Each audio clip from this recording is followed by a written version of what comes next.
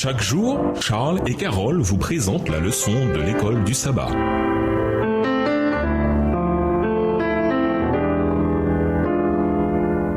Bienvenue à votre émission Dieu nous parle. Nous voilà à la leçon de lundi, sur la route de Damas. Lisons Acte 9, les versets 3 à 9. Qu'est-il arrivé quand Paul approchait de Damas? Quel est le sens des paroles de Jésus dans Acte 9, verset 5?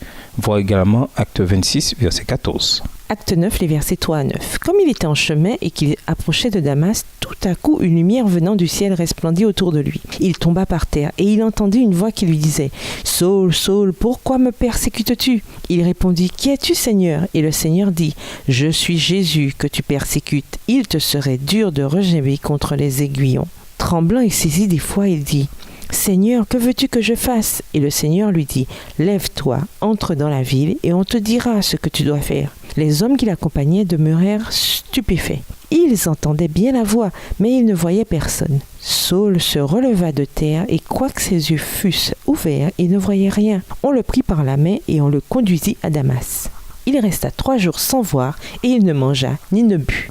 Acte 26, verset 14. Nous tombâmes tous par terre et j'entendis une voix qui me disait en langue hébraïque « Saul, Saul, pourquoi me persécutes-tu? Il te serait dur de regimber contre les aiguillons. » Alors que Paul et ses compagnons approchaient de Damas, l'inattendu se produisit. Vers midi, ils virent une lumière intensément éclatante venue du ciel et entendirent une voix. Ce n'était pas simplement une vision au sens prophétique, mais une manifestation divine, destinée exclusivement à Paul.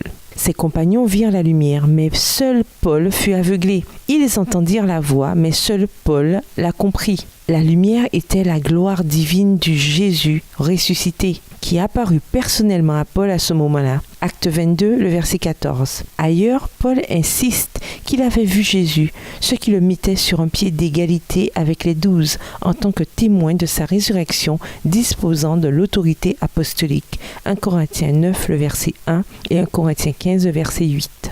Le dialogue qui s'ensuit avec Jésus frappa Paul bien davantage que la lumière elle-même. Paul était absolument convaincu qu'en attaquant les disciples de Jésus de Nazareth, il faisait l'œuvre de Dieu en purifiant le judaïsme de cette dangereuse et épouvantable hérésie. Mais, à son grand désarroi, il apprit non seulement que Jésus était vivant, mais qu'en faisant souffrir ceux qui croyaient en lui, c'est Jésus en personne qu'il attaquait. En parlant à Saul, Jésus cita un dicton d'origine grecque que Paul connaissait certainement. « Il est dur pour toi de regimber contre l'aiguillon. » Acte 26, verset 14. L'image est celle d'un bœuf attelé qui essayait d'éviter le bâton acéré dont on se servait pour le guider.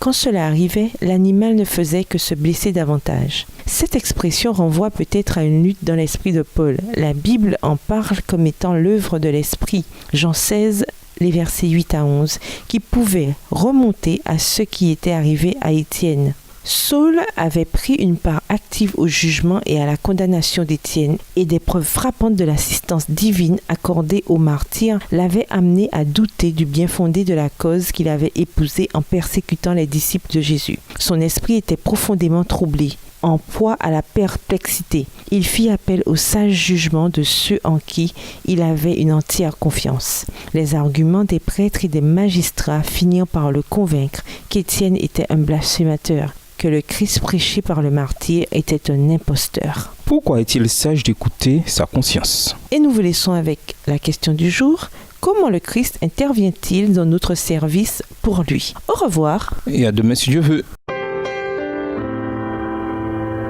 Dieu nous parle. Chaque jour, Charles et Carole vous présentent la leçon de l'école du sabbat.